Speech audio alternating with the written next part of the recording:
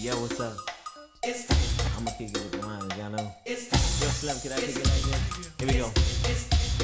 Well, it's time to make that change. People of the world today are fading. All of us have our ups and downs. You better think about it or you won't be around. What we need is a little bit of love, sent by one from heaven up above. Chicken from tea is simple and plain. This ain't no game, you know what I'm saying? What? Yep, yep. Here we go. Oh, yeah. Hi, Tommy Meeks. I want to welcome you back to the second part of It's Time for a Change, and with my guest, Dr. Kenneth Jackson. Dr. Jackson, you finished the show last week talking about them tea bags. Yes. And I hadn't heard anything like that, but that was pretty good. Well, you know, Tommy, when I think about your mother and my mother and the toils and the strife that they went through, and so many mothers like them, you had to be strong. You had to. And I compared it to a tea bag, because when you drop a tea bag in hot water, only then you'll be able to tell what type of tea you're gonna get. And women like your mother and my mother remind me of tea bags, because when you drop them in hot water, they were at their best. That's right. They were at their best. You know, the second part of this show is, what I want to focus on is, you know, sometimes people think we're only supposed to talk about Black history during Black History Month.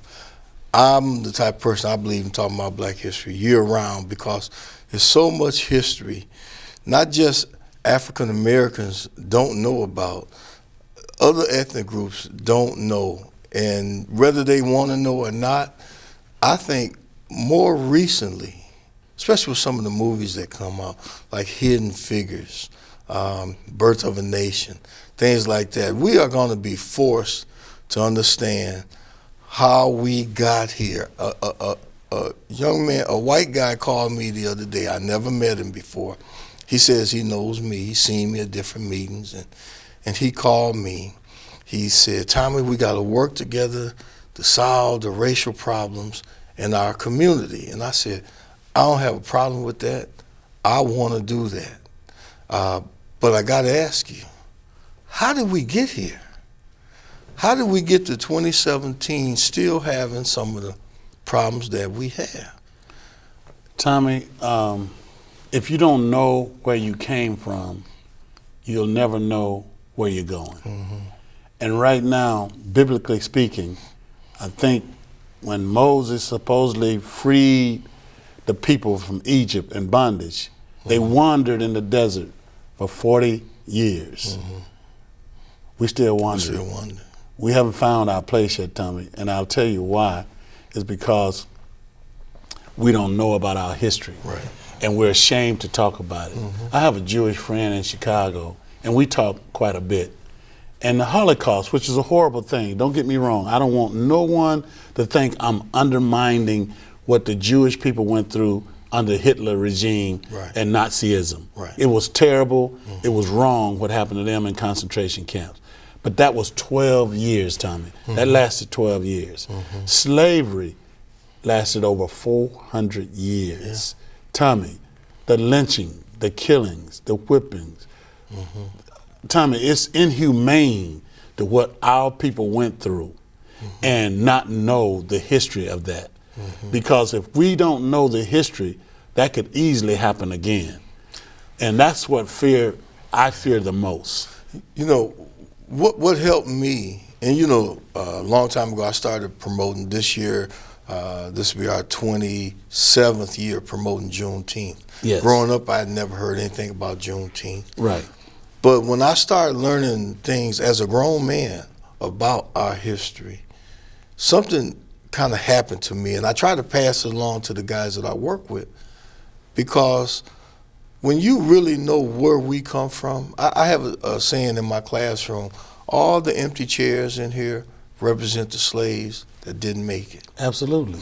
Represent the slaves that probably said, hey, kill me, master, because I ain't going to be no slave. I ain't doing this. But all the seats of the field, these 2 seats me and you are in, I think we represent our ancestors that endured that, because they wanted to live for us to see a better day than they could see. Yes. And they endured humiliation, hundreds of years. At the highest level. At the highest level. And discrimination. I say this, and I could be wrong. I don't want to offend American Indians. But I think a lot of American Indians just said, we out. We're going to fight to the death, and we don't want to be mixed up in this type of slave life. And they kept our people, for whatever reason. Now, I could be wrong, but I think our people said, we're going to endure this. We're going to get through this. And for our young people, to me, today, not to want to be educated. That's why I bring it back to you. You had read something over the break. Yes. If you could get back to it, I think it's so important because education, you got your PhD. Yeah. Obviously, somebody instilled in you, like your mother, how important education is. And Tommy, you know, my mother used to always say, my grandmother too, they used to say, Ken, I don't care how many degrees you get, but please don't lose your common sense. Right. That's heavy, Tommy. Yeah, that's and true. your mother and my mother had a great amount of common sense. Yeah. Common ain't common no more. Yeah. But when I look at our ancestors, Tommy, they got their language stripped. And this is what I told my Jewish friends. You guys have your language, your namesake, and your religion. I said, but slavery took our religion, forced a religion on us, took our namesake. There's no Jacksons in Africa. Right. Took our language, stripped us of everything. And how would you feel as a group of people that any white person on any given day could just kill you and nothing happens to them? All the way up to almost the 1960s. Ain't that something, Tommy? All these guys that was lynched and hung, no one ever went to jail. Yeah. No one ever was arrested. It's almost like all these black people just climbed up in a tree and hung themselves. Yeah. You know, and it's sad, but our people don't know their history. And there's a group out there, I think, don't want them to know. And there's a group out there that's possibly is ashamed to teach what actually happened, when in fact that should be a part of our curriculum. That's white and black though. Like you said, what'd you say? What did Steve Harvey say? I hadn't Steve heard Harvey made a statement recently by saying that he don't care about slavery. And what Steve needs to understand is that if he, recently my wife and I did a DNA test. Did I tell you? No, I didn't know that. Yeah, because my wife looked Asian. Yeah, she sure did. And I used to tell her all the time that your people are Chinese. And she would say, no, they're not. They're Native American. So Tommy, her aunt turned 100 years old in August. And the aunt said that we are Native Americans. I said, well, Aunt Virginia, I'm going to end that issue. When we leave here, your niece and myself will take the ancestry DNA test. I'm going to send them $200 for a kit. And I did that. I came back 88% pure African. I'm only 1% American, okay? Slave master was 7% Irish. That's all I got in me. 7% Irish. 7%. 88% from Nigeria, the Senegal, and Cameroon. I'll show you on my phone. I got the whole breakdown. My wife was 32% Asian. What you have been saying all And Great along. Britain. And so Steve Harvey has to understand that if he chases his family tree, somebody in his family, in his DNA, paid the ultimate price of death through slavery so he can be the Steve Harvey today. I don't understand that. And for Dr. Ben Carson to make a statement that we are immigrants. Yeah. How can we be immigrants when we are laying in the bottom of slave ships like sardines with feces and urine on us and puke on us For weeks at a time. For weeks probably. at a time, maybe months. Yeah. How can he, as intelligent and scholarly as he is, be so dumb to make such a statement, Tommy? But you know, I think what I see, and that's what I don't want. I want us as people to look at the real truth of it. You know, he's trying to smooth it over saying we were immigrants. Our ancestors were not immigrants coming Absolutely. here. You can't put the word immigrant on there. Not one Jewish kid will not be able to tell you everything that his people endured, Tommy. Tommy, I live in a Jewish community. I got a home in Detroit in Oak Park. I live in a Jewish community. Every Saturday morning, they are up going to their synagogues and their churches to learn more about their people. History, yeah. The black kids are in their rooms and in their homes watching cartoons. You know, ever since I've known you, you've told me that. And if I have to spend the money out of my not-for-profit, I want to work with a core group of young people. Yes. Like the ones you talked about. Give me your worst 3. Yes. Give me your worst 3. I want us to get some kids. And if I can get you down here, maybe not every Saturday, yes, but you work with a curriculum, a concept, videos, things that young kids need to see. And if they can see what I think they're going to see, what I know they're going to see, I think they'll develop a pride about themselves.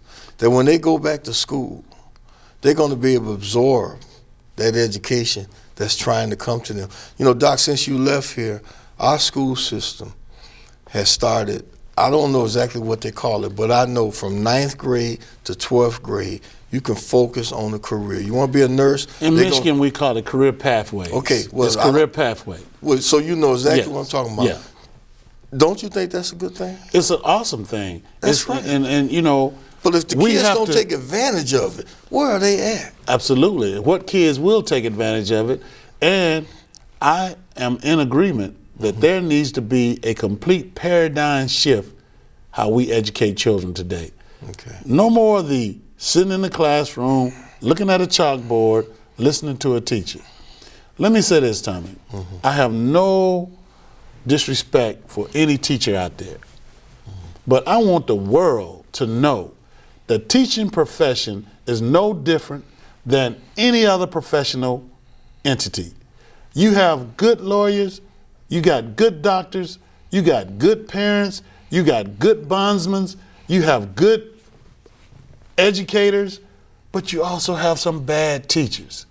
And I don't have nothing against unions, but you have some unions that's protecting bad people. And if you know, Tommy, listen, if you and I are police officers, and you know I'm doing some bad things, the best thing you can do for me, Tommy, is make me a better officer. Right. Or ask me to leave. Right. But Tommy, by protecting me and you know I'm doing some illegal things and making your department look bad, it's not helping the police across this country. Right. See, you got some policemen out here that are very good policemen, that's serving and protecting and doing their job to the utmost. Something that they swore to do. Right. But you also got a group of police officers that are in it for the wrong reason. You know, they're shooting innocent people down instead of talking them down. They're going to the gun too fast. Right. You got teachers not teaching kids, going to work every day, but not giving these kids their very best. And you know who could tell you better? The kids. In college, Tommy, they would let you evaluate the professor. At the end of every market period, they send a form in, and the students get to evaluate the professor. Did you ever go through that? I don't remember, but I probably did. You do. I am a college professor as well as a student. You evaluate the professor. Okay. They need to do that in schools. They need to see the ratings, what kids give teachers. You know, that might be. How many times have do a public schools do that? No.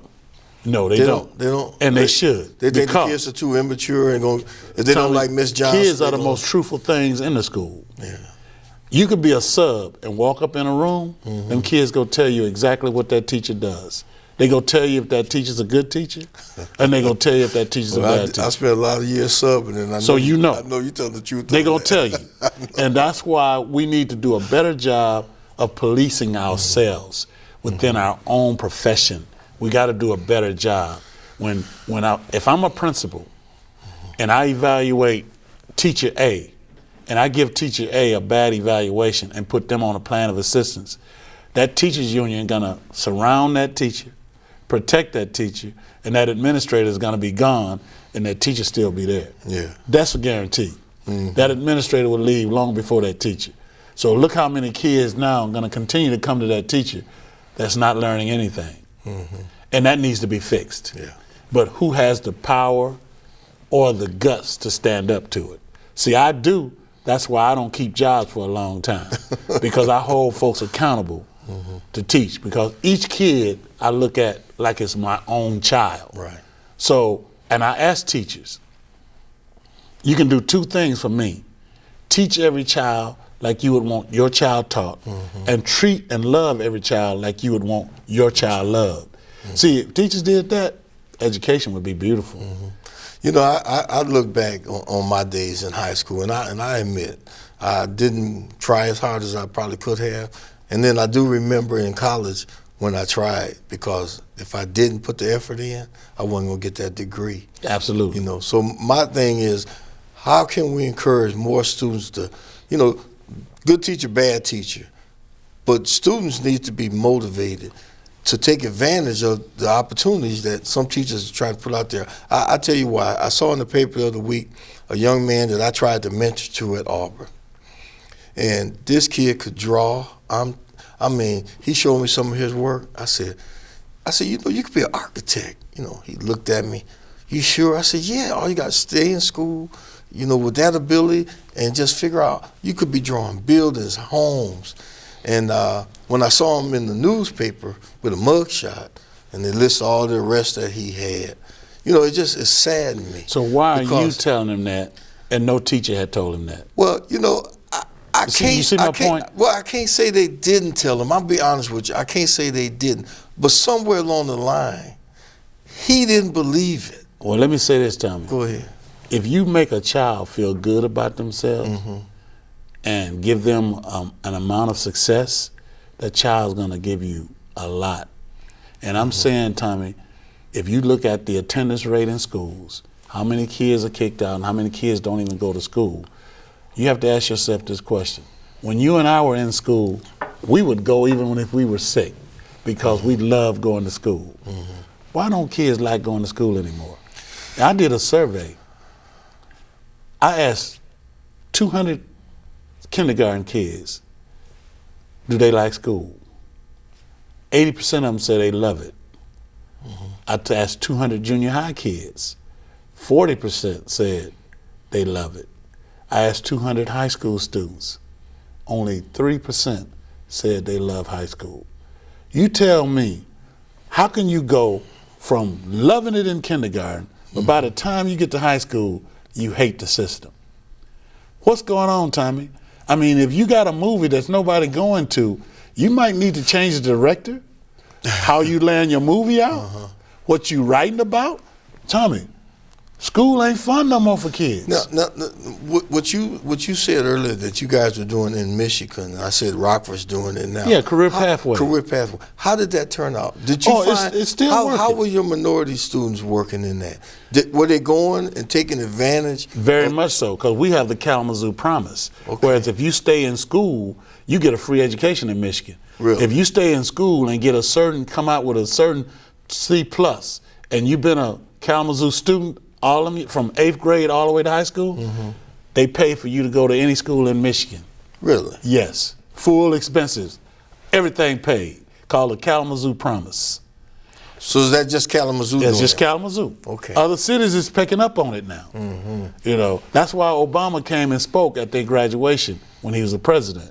He came to Kalamazoo Central and spoke to the people of Kalamazoo. So it sounds like, you know, getting political now. Yeah. That, you know, when Trump was saying that he's going to bring the troops in Chicago to stop some of the violence, and you think of all the costs that goes in, all the military movement, all the military people being there.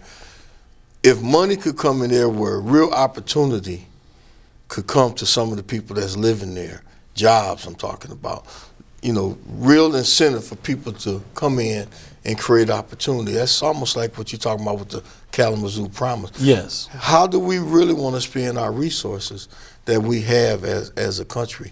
Do we want to spend them more on war and things like that and tax breaks? Well, you got to understand that 10%, when there's a war and people dying, you got to build, it's more money for them folks. Yeah. Do you understand what I'm saying? So how important are these people here? You know? Well, see, that's what these people here got to start figuring out. Absolutely. That they voting power. Absolutely. You know, I talked to so many young people. You know, Hillary wasn't the issue here in Illinois.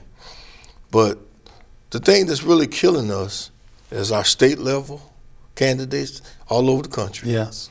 In our 2-year elections when we pick our congressmen. That needs to change. People don't look at how important that is. And you said something earlier in the last show last week that felons can't vote. In Illinois, they can. Mm-hmm. People need to start figuring out what states you can vote in. Yeah. And know what your states rights. you can't. Yeah. Know your rights. Know your rights. Mm-hmm. That's important. You're right. That's important. Know your rights. And Tommy, our kids are misinformed. Mm-hmm. They don't feel a part of the system. You know, you take these schools, you know, we all know that it's against the law to segregate, okay? Mm-hmm. But that's exactly what schools do, Tommy. They're integrated when the kids come to school in the morning. Mm-hmm.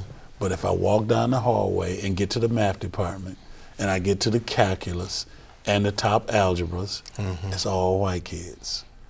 When I get to the low math, mm-hmm. the general math across the hall, it's all black kids. Mm-hmm. When I go to the science department and I look at the chemistry, predominantly all white kids. And I look at the low-level science, mm-hmm.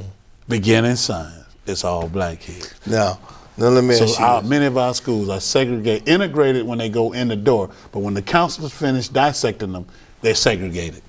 Now let me ask you this. Are they purposely putting black kids in there, or are they going with what the qualifications? I mean, the reason I'm saying that, our kids can learn this stuff like anybody else. If you've seen that movie Hidden Figures, yes, you have to know that we are capable of doing. But to me, when I was in that school, I didn't even want to be in the math class because I did not prepare myself. How many of our kids are not preparing themselves to get in there? Well, Tommy, when you say prepare yourself, mm-hmm. in order to prepare yourself, you have to sit in front of a teacher. And how well is that teacher preparing you?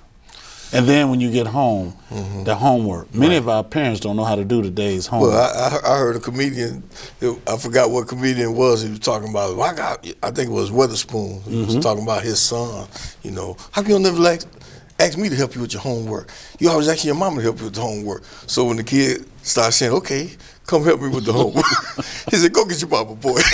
Absolutely. Absolutely. It's that kind of stuff. But Tommy, that's true.